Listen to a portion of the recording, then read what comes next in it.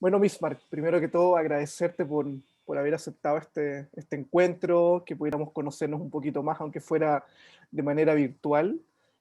Así que bueno, agradecerte encarecidamente y suelo comenzar siempre de la misma manera, que es un poco pidiéndole a la persona que pueda contar un poquitito sobre ella, que puedas contarnos sobre ti. Pueden haber algunas personas, bueno, estudiantes o algunos otros colegas, terapeutas que quizás no te conozcan tanto. Ujú.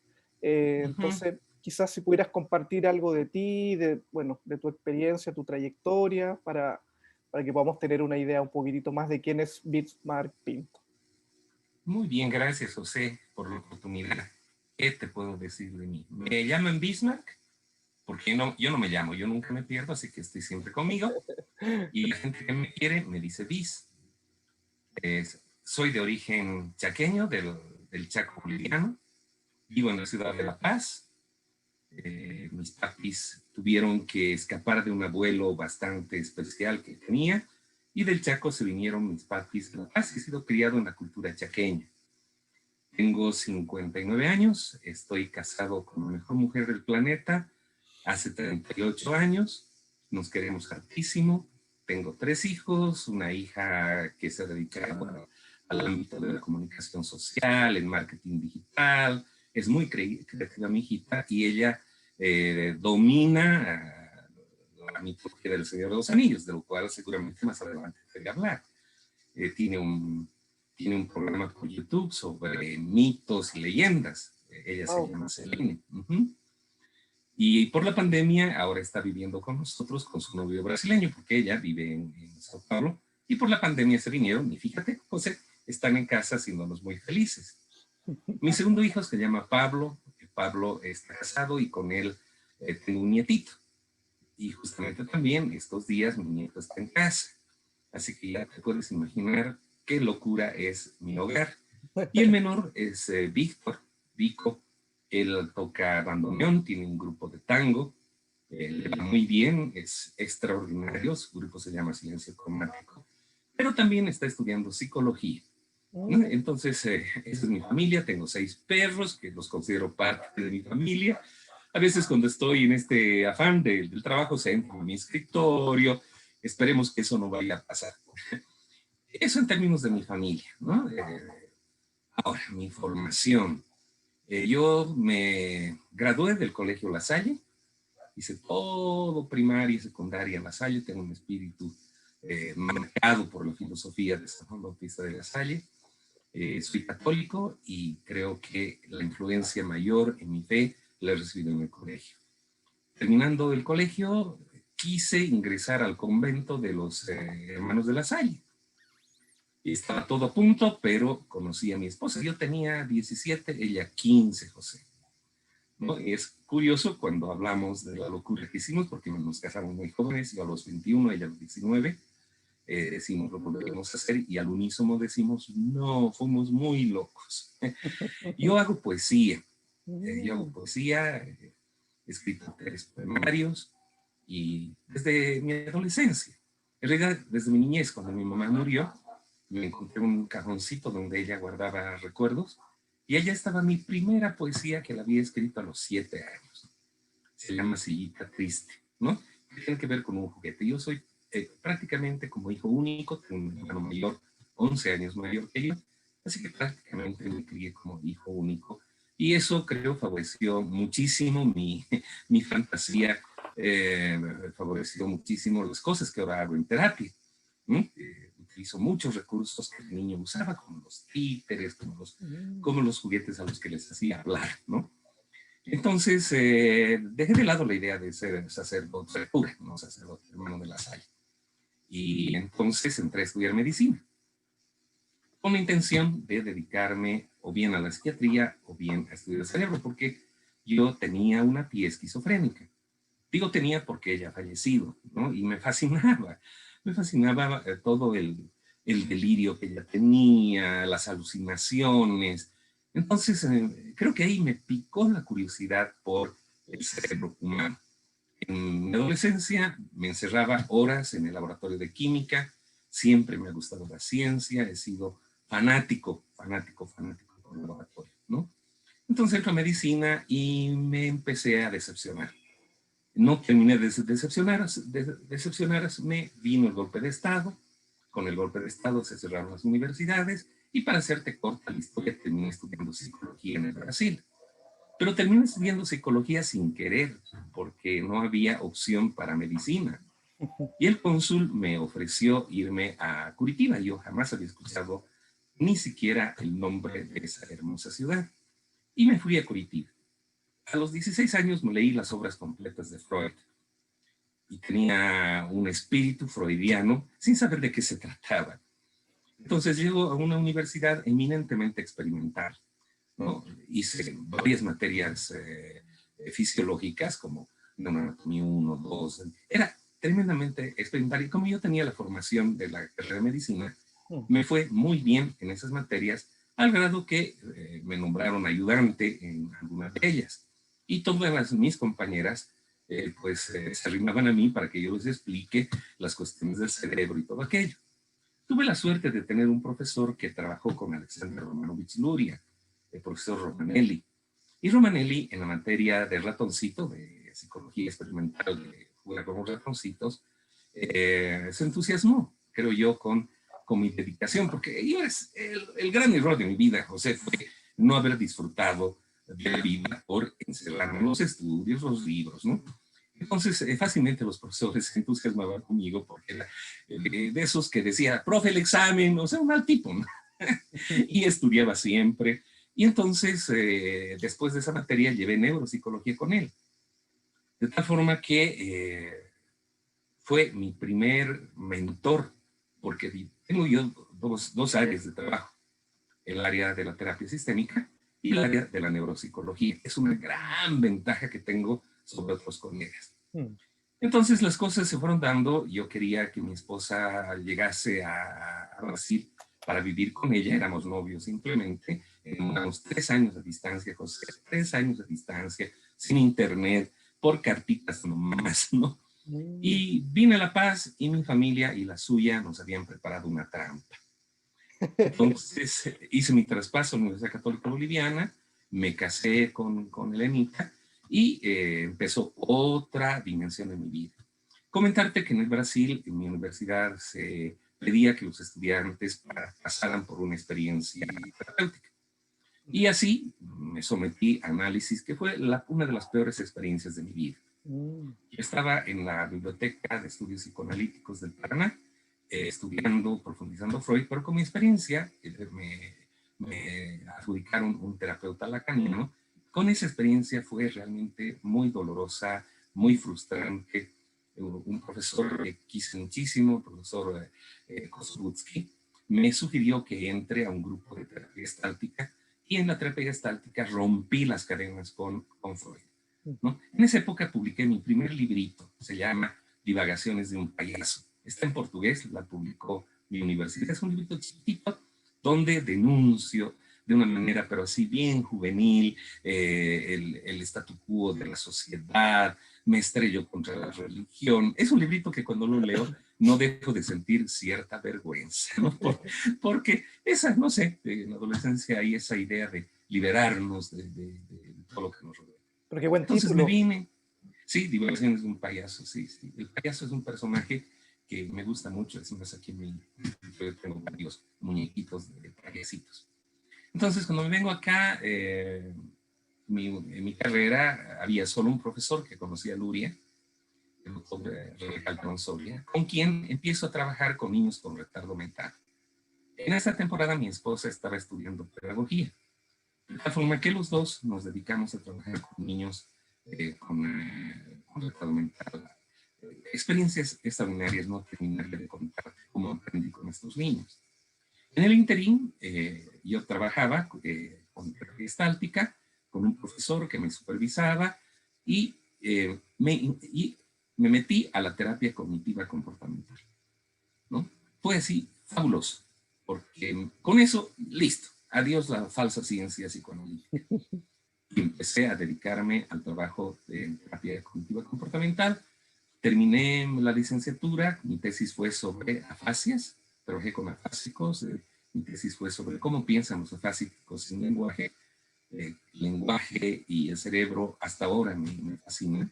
Cuando hago terapia, mis colegas que me han visto detrás del espejo se han dado cuenta que soy muy minucioso con el uso del lenguaje, ¿no? Entonces estaba ya muy jovencito, con problemas económicos, ya te puedes imaginar, recién casadito, trabajé en colegios, trabajo 21 años en colegios, he visto niños al por mayor, ¿no? Ahora no atiendo niños, no quiero saber de niños. Quizás porque me he saturado, quizás porque tengo mi nietito y me rompe el corazón. Y para ser terapeuta de niños, hay que ser muy duro, hay que ser muy fuerte. 21 años en colegio, tropezándome con chiquitos con lesiones cerebrales, con malos diagnósticos, se psicologizaba lo neurológico. Entonces me empezó a ir re contra bien en el ámbito escolar. En ese tiempo lo conocí al doctor Mario Sánchez, quien me llevó a trabajar con él, ha sido una persona muy importante en mi vida, y él fue que me invitó a participar en un grupo de estudio de Milton Erickson. Yo pensé que era Erik Erikson, no tenía, nunca había oído hablar de Milton Erickson y quedé pues así pasmado cuando comencé a conocer la obra de este terapeuta extraordinario. Y con Mario se formó en México, él se formó psiquiatra con formación en terapia estructuralista, y con Mario y otras personas consolidamos el grupo hasta que llegó Elizabeth Sotelo de la escuela de Maurizio Andolfi, de Italia. Cuando Eli llega, formamos el grupo de terapia familiar en lo que llamamos Instituto Boliviano de Terapia Familiar. Y de la noche a la mañana estábamos atendiendo familias con supervisión detrás del espejo. Me formé con profesores italianos, con profesores estadounidenses. Fue mi profesor Daniel Minuchin, el hijo de Salvador Minuchin.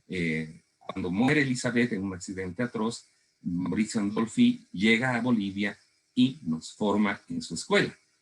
Entonces me formo como terapeuta estructuralista dentro del modelo de generaciones que le gusta mucho a Mauricio.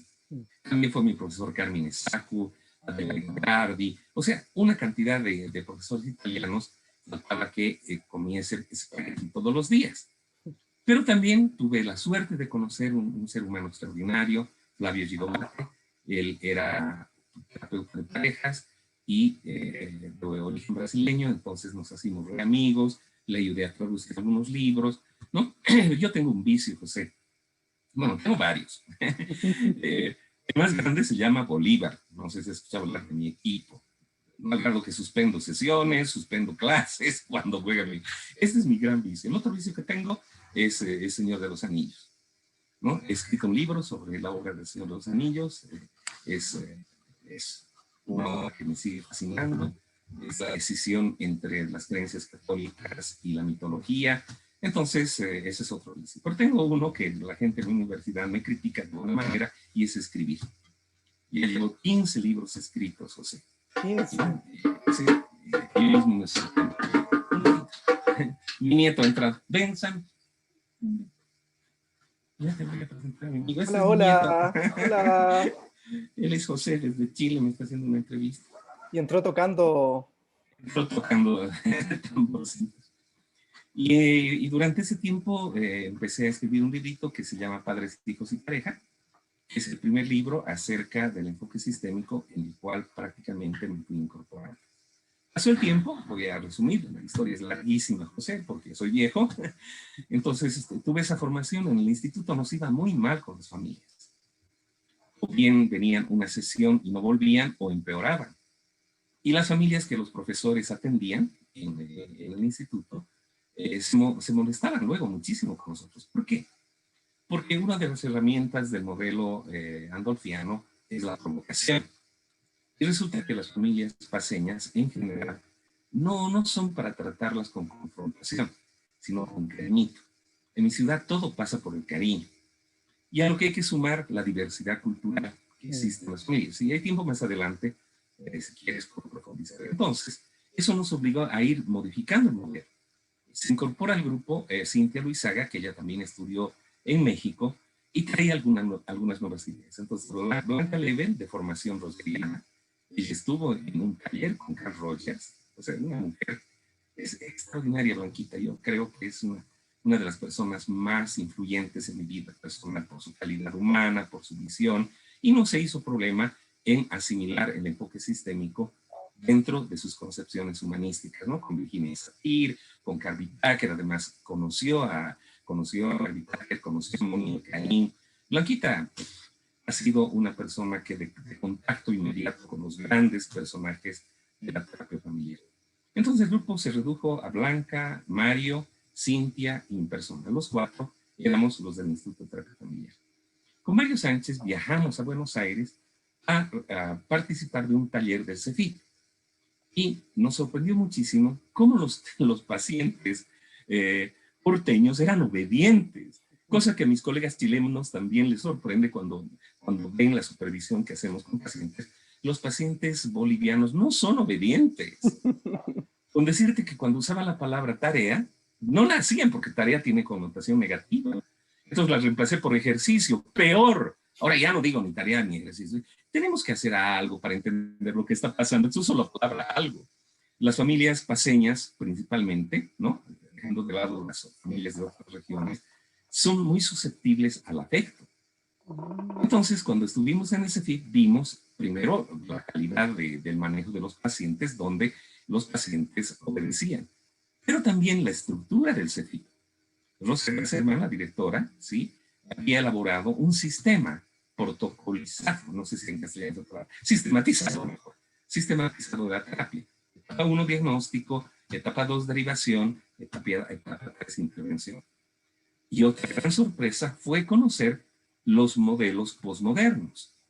La terapia centrada en soluciones, la terapia narrativa. Yo no soy narrativo, tengo un artículo donde expreso por qué no lo soy, pero sí nos parece muy interesante la terapia centrada en soluciones. Volvemos con Mario, pero así bailando coca, ¿sí?, de la alegría de haber abierto la mente, y modificamos el trabajo en el instituto. Introducimos el equipo reflexivo, seguimos siendo terapeutas familiares, y yo con el bichito de la terapia del amor, el bichito de las parejas. Poco a poco comencé a ver parejas, a entender que es una terapia muy difícil, utilizando las herramientas que disponía de mi formación hasta ese momento. En la universidad se presentó la oportunidad de hacer una especialidad. Hice la especialidad en psicología de la salud y luego la maestría. Hice una maestría donde la tesis fue acerca del burnout y la personalidad en enfermeras. Tuve así, por casualidades de la vida, mucha interacción con el ámbito de la salud en mi ciudad. Así que en 3 meses saqué la tesis y ya era magíster, ¿no? He sido profesor en la Universidad Católica Boliviana desde 1987 hasta ahora, sigo siendo profesor. Trabajé en la Universidad Estatal, la Universidad Mayor de San Andrés, y también llegué a niveles inesperados como ser director de carrera, que fue mi segunda peor experiencia en mi vida. Porque yo no nací para la política, yo nací para el amor, yo nací para la música, para el arte y para la ciencia. Entonces fueron años que realmente desperdicié mi vida cuando me metí al trabajo administrativo. En fin, entonces saqué la maestría, me ha interesado el laboratorio, me ha interesado las lesiones cerebrales, siempre me he dado maneras para estar trabajando en eso. Luego se nos ofrece la oportunidad de hacer el doctorado con la Universidad de Granada de España. Y me meto al doctorado. Javier Vila fue mi tutor, un extraordinario psicofisiólogo. Él fue mi tutor. Tardé 8 años, José, en hacer mi tesis. ¿Por qué 8 años? Porque 4 años la dediqué a una idea que tenía de estudiar las respuestas fisiológicas de los aymaras ante estímulos eróticos, ¿no? Siempre envuelto en el tema del amor. Pero era muy complicado, José. ¿Sabes? Entré en un estado de depresión porque necesitaba saber muchas cosas que no sabía. La más difícil, la programación del maldito equipo, que hasta ahora lo veo y me salen granos, el famoso polígrafo, tenía que validar las diapositivas que iba a usar, etc. Y mi querido maestro me dijo: Bismarck, y si abandonas eso y haces algo más sencillo, ¿no? Y más sencillo fue estudiar, mira lo sencillo que fue, la personalidad de los aymaras y el concepto de amor que ellos tienen. Entonces me adentré a la teoría de Stenberg, validé ese instrumento, el instrumento del triángulo del amor, apliqué a una muestra importante de jóvenes universitarios de origen aymara en las unidades académicas campesinas de la Universidad Católica, y también utilicé los 5 grandes, como la prueba para estudiar la personalidad. Fue una experiencia hermosa, José. Más allá de la tesis, todo lo que aprendí y todo lo que ahora me sirve, ¿no? Soy profesor de teoría de la personalidad, es la materia más añeja que tengo, y por supuesto introduzco los elementos culturales que son indispensables para conocer la realidad de mi país. Entonces saco el doctorado muy feliz y contento, tengo cierto prestigio en la universidad, se rebaja la presión académica y se incrementa la presión investigativa, y a partir de ello llevo más de 25 investigaciones sobre el concepto de amor en Bolivia, y acabamos de terminar una con tu país. Hemos hecho una comparación entre jóvenes de Iquique y jóvenes paseños para ver cómo anda el concepto de amor. La gente que me conoce me considera amorólogo, y me da risa porque a veces me presentan así, ¿no? Aquí el amorólogo, doctor Bismarck Pinto, bla, bla, bla. Y sigo estudiando y me sigo sorprendiendo en el tema del amor, ¿no? Que es, como te digo, el área de investigación más fuerte. Y me dediqué de pleno a la terapia de pareja. Gracias a Flavio Gigobate, tenía algunos elementos básicos, y paulatinamente he ido construyendo un modelo al que le he llamado terapia sistémica de la pareja centrada en la reciprocidad.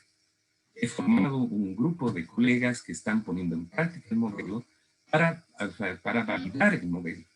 La verdad me resulta muy efectivo.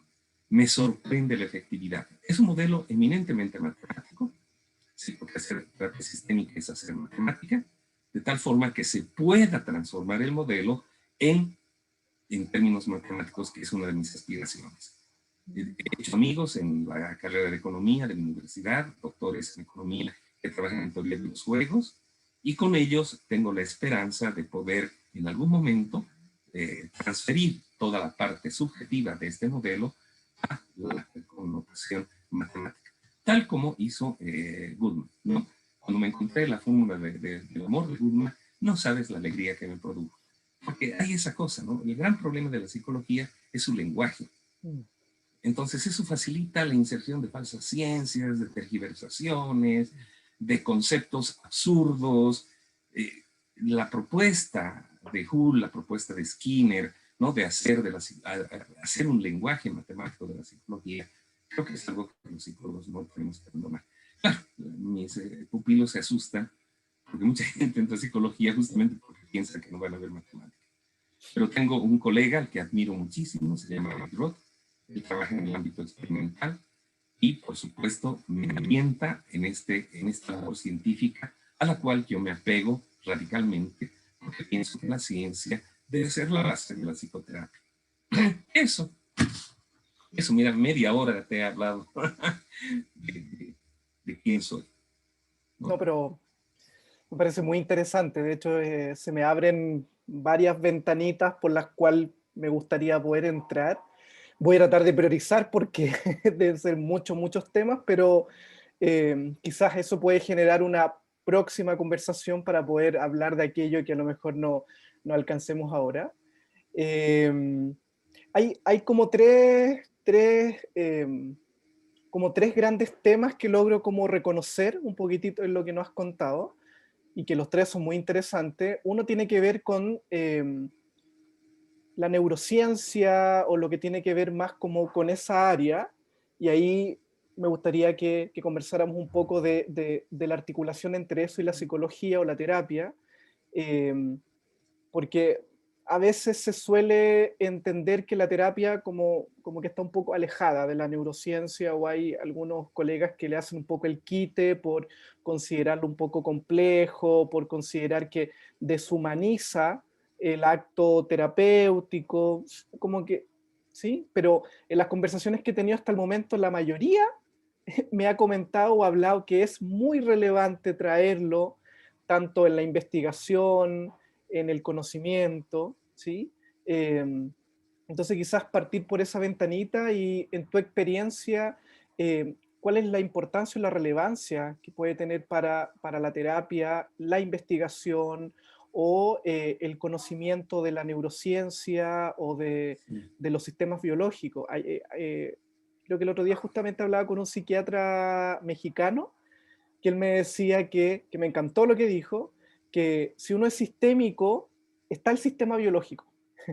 que uno no puede desatenderlo. Si uno se considera sistémico, hay un sistema que está el sistema social, el sistema familiar, pero también está el sistema biológico y que es importante no desatenderlo, también tomarlo en cuenta, ¿sí? No sé cuál es la importancia que tú le ves a eso, Bismarck. Muchísimo, más aún en un país como el mío, donde hay serios problemas de pobreza.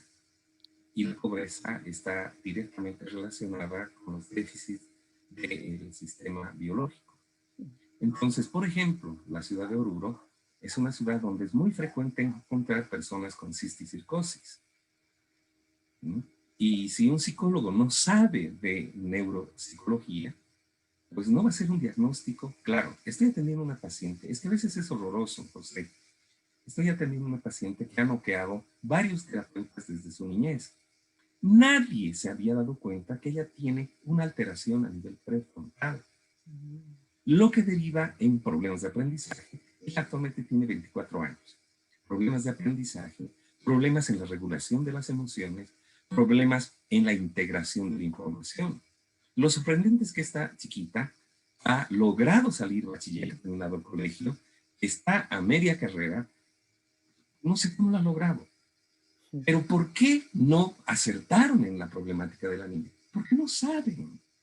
Ha sido diagnosticada como trastorno límite de la personalidad. Yo trabajo con un grupo de chiquitas con trastorno límite de la personalidad. Tengo un grupo de colegas que son expertas en el diagnóstico. ¿Sí? Se puede confundir. La han diagnosticado de trastorno bipolar, también de depresión. Pero lo que ella tiene es una lesión prefrontal, querido José. Estamos terminando la evaluación neuropsicológica, una colega que es la que hace las evaluaciones a ese nivel la está terminando, pero está claro que se trata de un síndrome prefrontal. Tremendo. Atendí una pareja hace algún tiempo atrás, donde el esposo le había propinado una paliza a la esposa. Y esto era desconcertante. Era desconcertante porque el señor, hablando en términos sencillos, era buena persona. Entonces ocurrió el evento y me buscaron. Lo que él tenía era una irritación del lóbulo temporal derecho, que se activaba con el alcohol, lo que se llama embriaguez patológica. He estado 4 años con un paciente, que me lo derivaron primero porque pensaban que era esquizofrénico, después yo lo recibí, me pareció que era un trastorno de pánico, 4 años. Hasta que en una sesión, él me dice, Bismarck, no te he dicho esto, pero yo para verte, y siempre me miraba así labiadito, ¿no? Él hablaba que estaba dentro de una burbuja, por lo que pensaron que era un delirio. ¿Sí? Entonces, cuando me dice eso, le digo, ¿qué tal si tomo unas pruebas? Su campo visual era extraordinariamente reducido. Primera cuestión. Entonces, él fue a hacerse ver con una oftalmóloga que descubrió que él tenía una enfermedad rarísima, rarísima, que se llama visión en nieve. Se fue a Inglaterra, donde está uno de los pocos expertos en este trastorno, y confirmó la visión en nieve. Entonces, cuando él volvió con el informe completo, le dije, pucha, hemos estado trabajando con un ciego. Y al fin mi paciente entendía lo que le pasaba. Es un gran error la psicologización. Qué delicado en terapia de pareja, ¿ya? Porque si en la pareja hay colusión, tenemos 2 trastornos de personalidad que conviven. Pero, ojo, detrás de ese aparente trastorno de personalidad pueden existir déficits a nivel biológico. Ayer atendiendo una parejita, hay inhibición del deseo, cuando les comienzo a hacer preguntas específicas sobre dolencias del cuerpo, el esposo tiene diabetes, José. Entonces eso afecta notablemente la producción de vasopresina y por ende el deseo.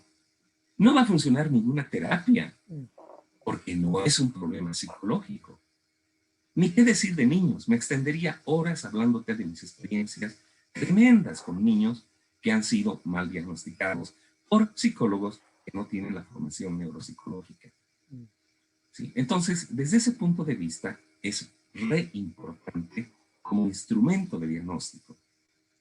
Yo defiendo la idea de que la primera etapa en la terapia debe dedicarse al diagnóstico diferencial, que es altamente complejo, ¿no? Y después de ese proceso diagnóstico, recién dilucidar qué es lo más conveniente para el paciente o los pacientes. Yo considero la terapia un instrumento para aliviar el sufrimiento. ¿Sí? Los pacientes vienen porque tienen esperanza de disminuir su sufrimiento trabajando con nosotros. Y en la terapia de pareja es la relación lo que hace sufrir. ¿Me entiendes? Entonces, a veces no es pertinente la terapia de pareja. A mí me ocurre que la gente sabe que yo hago terapia de pareja y la primera sesión vienen los dos, ¿no? Bueno, vienen es un decir, estoy haciendo terapia por internet. Y bueno, vienen los dos. Y yo tengo un ratito, los escucho, muy bien, la siguiente quiero escucharlo al señor, luego escucharlo a la señora, de tal forma que vaya armando el rompecabezas, que es altamente complejo, pero fascinante, José. La alegría más desbordante en mi vida es ver que personas que sufren han dejado de sufrir. Y en la terapia de pareja siempre hay un niño de por medio. Es un niño como el que acaba de entrar, o los niños que las personas llevan por dentro y que siguen sufriendo. Eso te podría decir, José. Me quedo pensando un montón de cosas, muchas cosas cuando te escucho.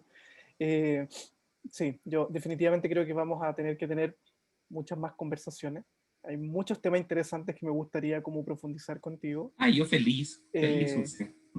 pero que sirva esto como un aperitivo. A lo mejor esto va a entusiasmar también, después las personas cuando escuchen esta conversación también se van a entusiasmar mucho.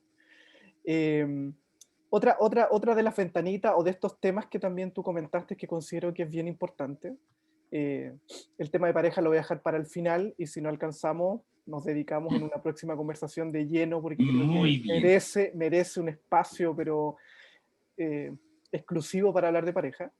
El segundo gran tema que tú mencionaste y que recuerdo que también lo conversé con Felipe cuando conversé con él, es la importancia de tomar en consideración el aspecto cultural.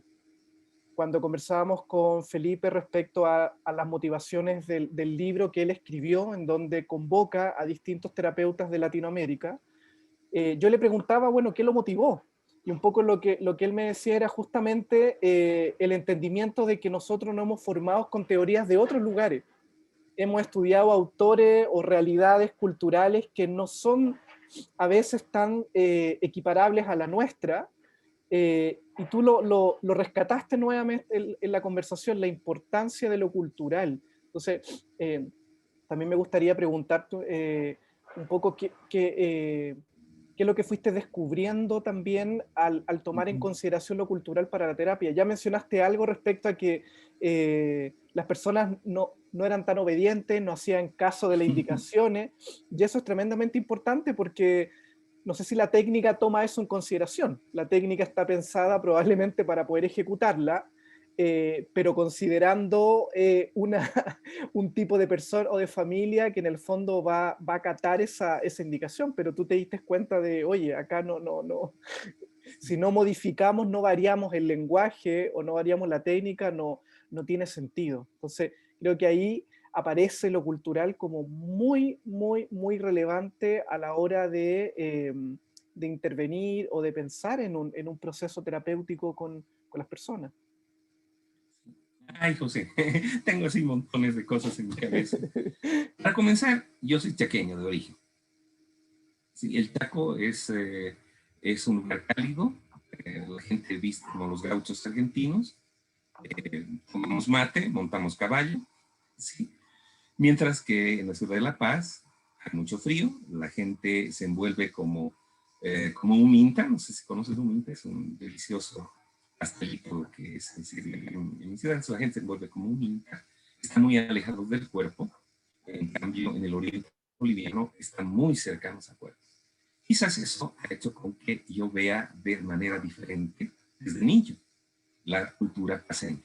Porque mis papis han formado una especie de burbuja cultural. ¿Sí? Yo tenía la crianza con los valores, creencias chaqueñas y me desadaptaba en el mundo paseño. Entonces quizás esa haya sido una ventaja para mí. Querido José, mi ciudad es tremendamente compleja. Tremendamente compleja. Bolivia tiene 38 etnias. La Wow. ciudad de La Paz, sí, la ciudad de La Paz es una ciudad relativamente pequeña en comparación a Santiago. Estamos hablando de 2 millones. Sí, hay más. Y lo que ha pasado desde la llegada de los españoles es la simbiosis de culturas. Existen familias de origen netamente español que no se han mezclado con la cultura aymara. Familias a las que denominamos criollas. ¿Sí? Gente que llegó de España, que tuvieron sus hijos acá en Bolivia. Un ejemplo, lo debes conocer, es Carlos Mesa, que se ha postulado a las elecciones. Entonces, hay esas familias criollas que se vislumbra además en las distintas unidades educativas. Unidades educativas para criollos, ¿no? Que claro, se han ido transformando en sus orígenes, era para los hijos de españoles.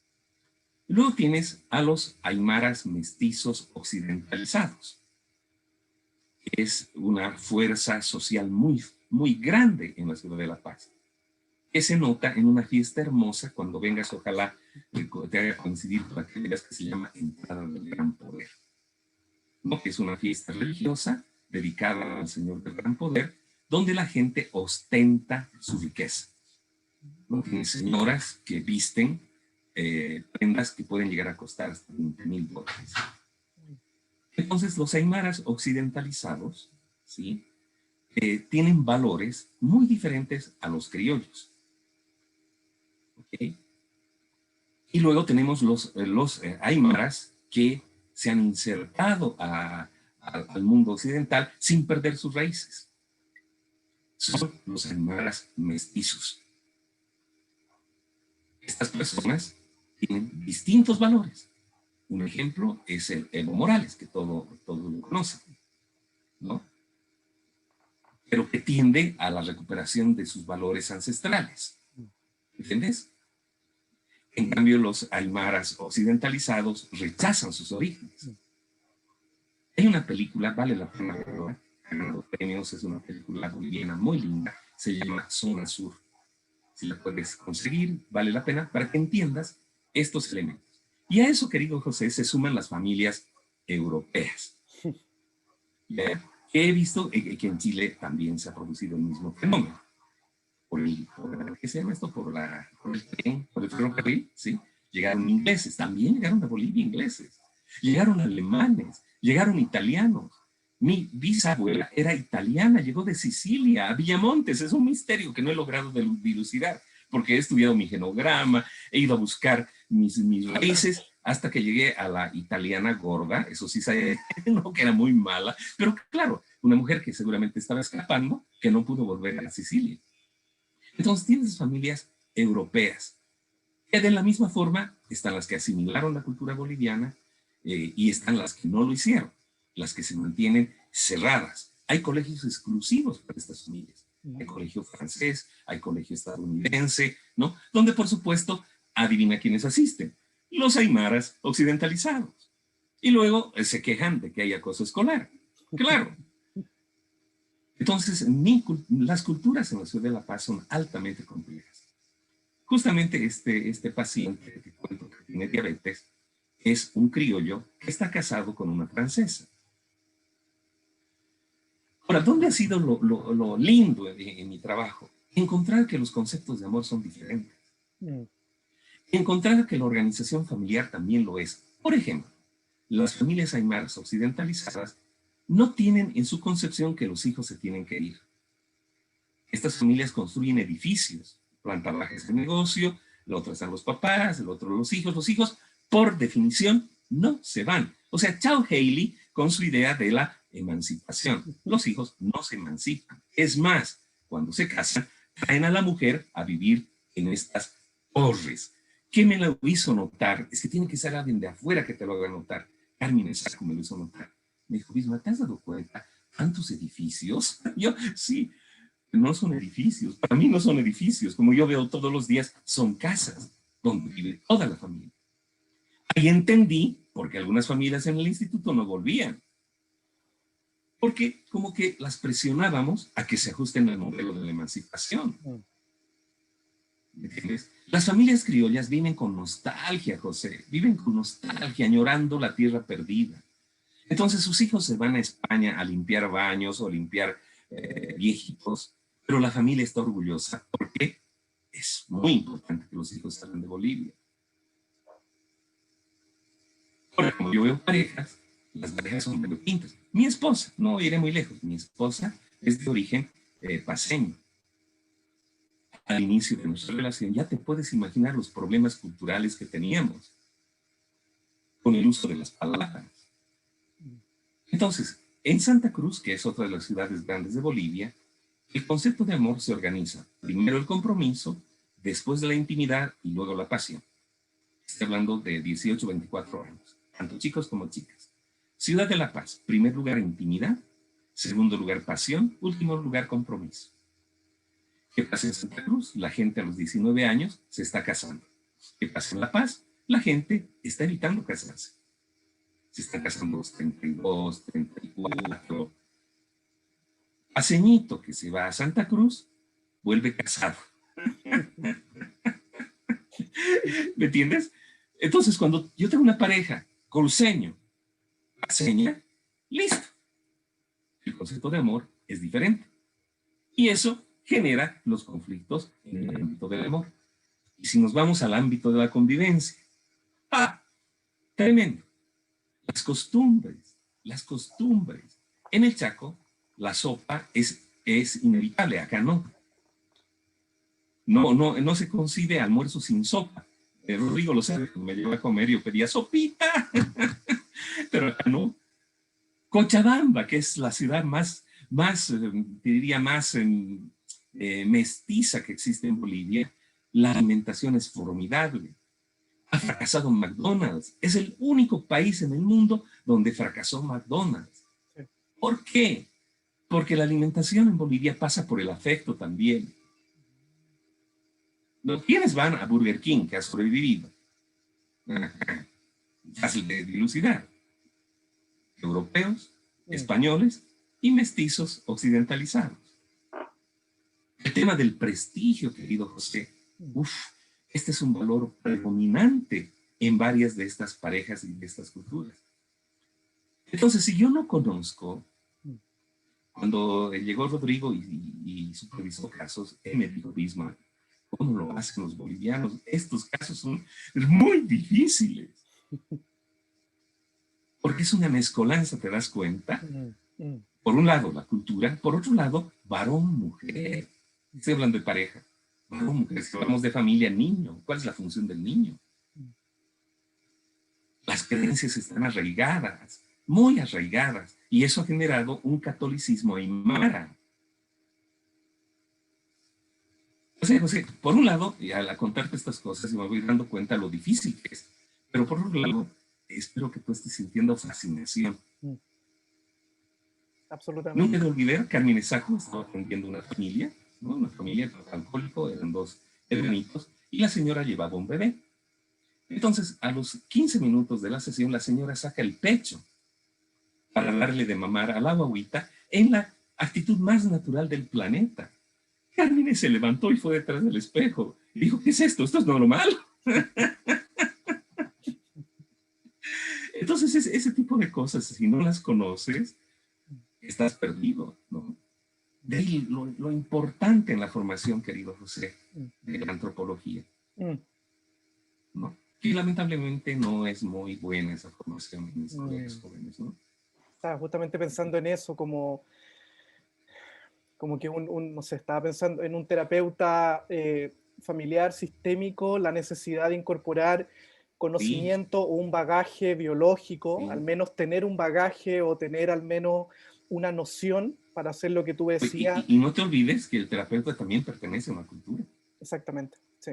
Mira, La Paz, así rapidito para crear más inquietud por venir a mi ciudad. Existen 3 ciudades La Paz. La Chuquiago-Marca, la Chuquiago y La Paz de Noche. Chuquiago-Marca, de 4 a 9 de la mañana. Tú sales, la gente arrimada, ves productos campesinos a la venta. Tipo 8:30, 9 de la mañana, desaparece y cambia el color de la ciudad.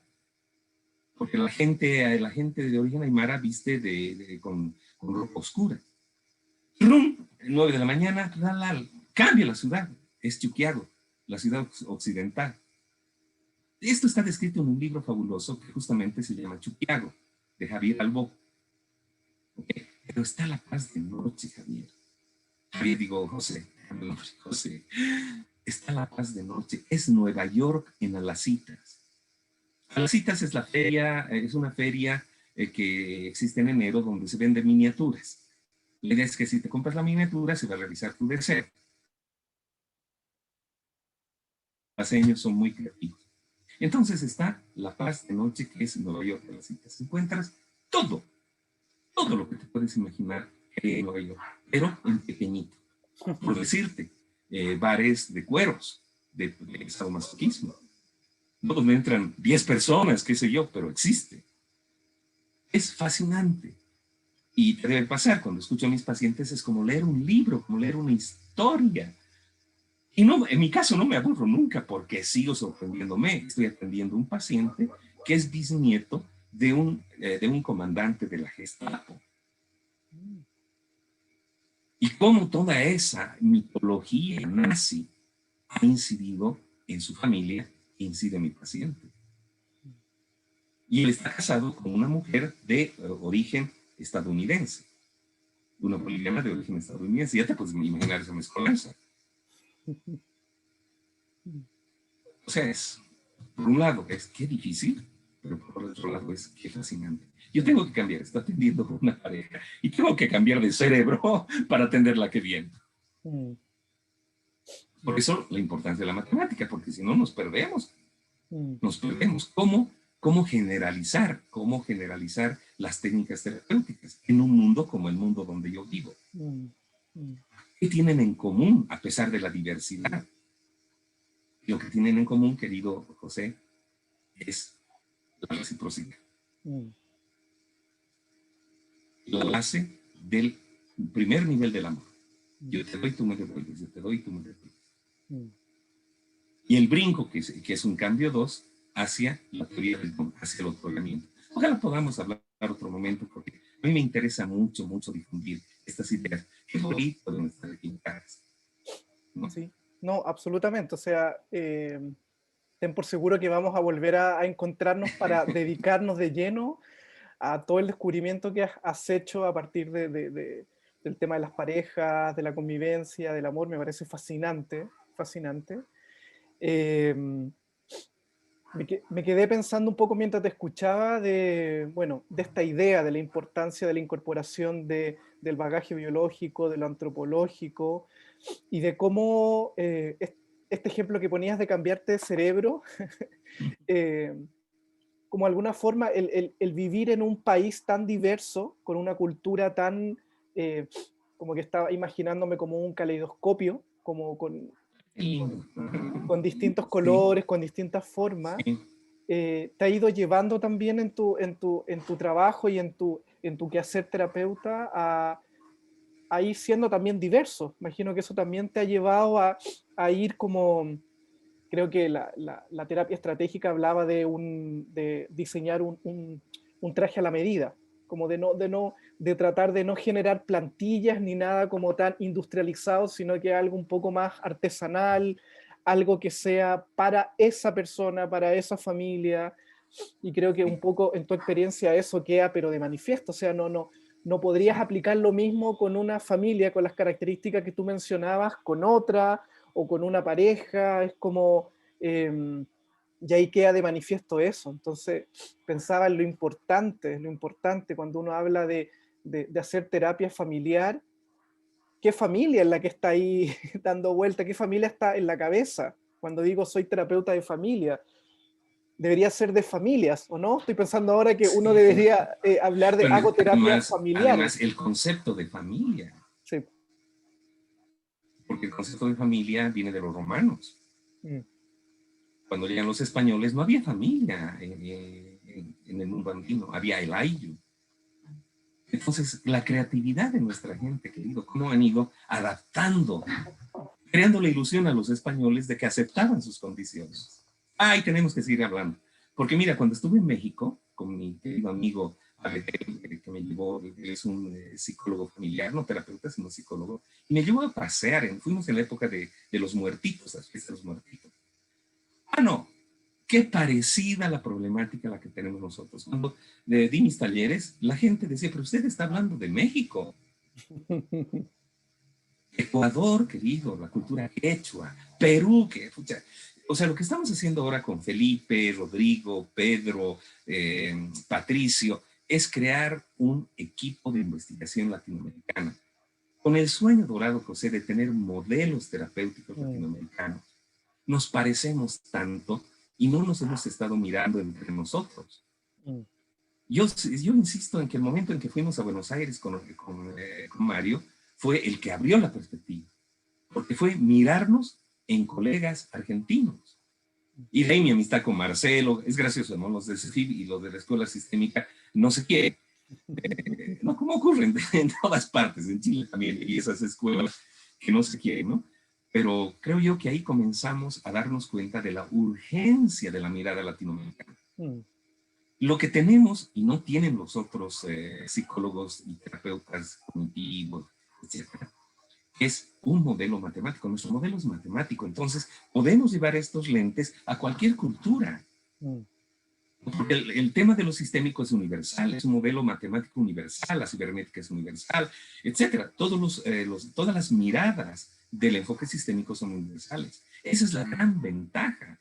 Si yo estoy con esta familia aymara y luego estoy con la familia europea, me podría perder si es que no tengo un modelo que me permita reflexionar sobre los procesos del manejo de la información de cada familia, de cada pareja. Es una gran ventaja. Una gran ventaja.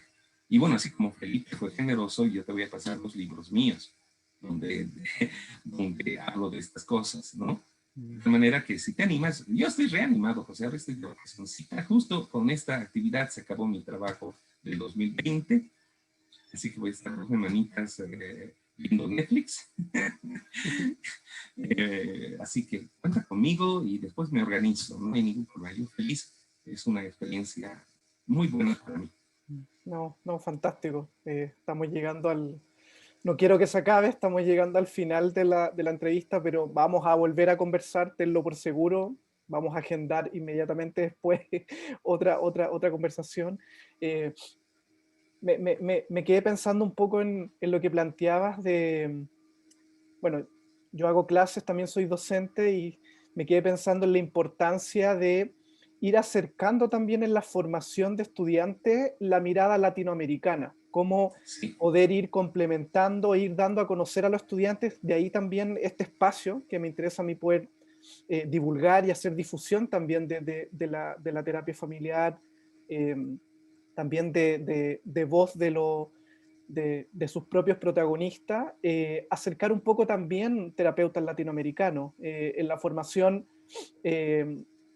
uno conoce terapeutas de otros lugares de indudable enriquecimiento para la formación, pero no sé qué tanto contacto uno tiene con lo que se está haciendo en el propio país. Entonces, claro, uno estudia los libros de Minucci, de Haley, de Andolfi, de muchos terapeutas que son fantásticos, pero algo más local. Entonces, creo que también es súper importante en la academia ir acercando y dando a conocer. Acá también se están desarrollando prácticas bastante interesantes en Chile, en Perú, Bolivia, México. Y me quedo con esta idea de la importancia de poder acercarlo también, de que los estudiantes conozcan lo que están haciendo sus compatriotas, lo que están haciendo personas en Latinoamérica, como un complemento a estas otras miradas y a estas otras visiones europeas, norteamericanas, ¿sí? Y creo que debiera ir hacia allá. Creo que debiéramos, que algo que a lo mejor ya se venía haciendo, también me toca llevar la clase de psicología comunitaria. En psicología Uy, qué comunitaria lindo. es algo que está mucho más desarrollado. La colaboración, el reivindicar las prácticas locales es algo que viene de la mano con la psicología comunitaria en este descubrimiento que hacen de que tenemos que tener un desarrollo propio que esté acorde a las necesidades de nuestros pueblos.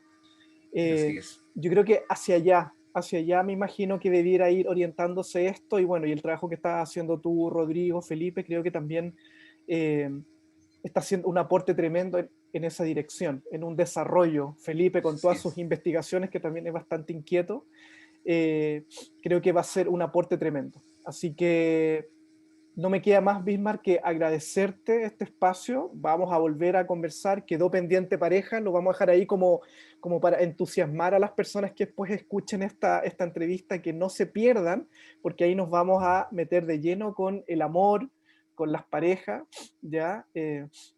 Estaba pensando qué paralelo después podemos hacer ahí también con la obra de Tolkien. Imagino que también has tomado, has recogido ahí algo de, de- del Señor de los Anillos, la mitología. A mí también me Sí. gusta mucho El Señor de los Anillos, creo que es muy, muy, muy, Oh, qué muy bueno. interesante, así que eh, vamos a poder ir conversando y haciendo un paralelo ahí también con la obra de Tolkien. Así que eso, agradecerte, Bismarck, Genial, José. encarecidamente el Qué lindo, espacio.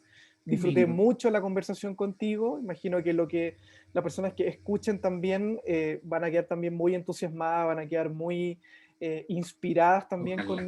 con tus palabras, ojalá. Así que eso, solamente agradecerte. Ok, José. Muchas gracias de mi parte, más bien, por esta oportunidad. Yo te paso material, creo que tengo la película, te la voy a pasar también. ¿Ya? Fantástico, fantástico. Ok, José. Un abrazo gigante, Un estamos gran en abrazo a contacto. la distancia. Eso, y ojalá pueda tenerte aquí en Bolivia pronto. ¿Ya? Así va a ser. Chao. Chao, Chao, que estés José. bien. Chao.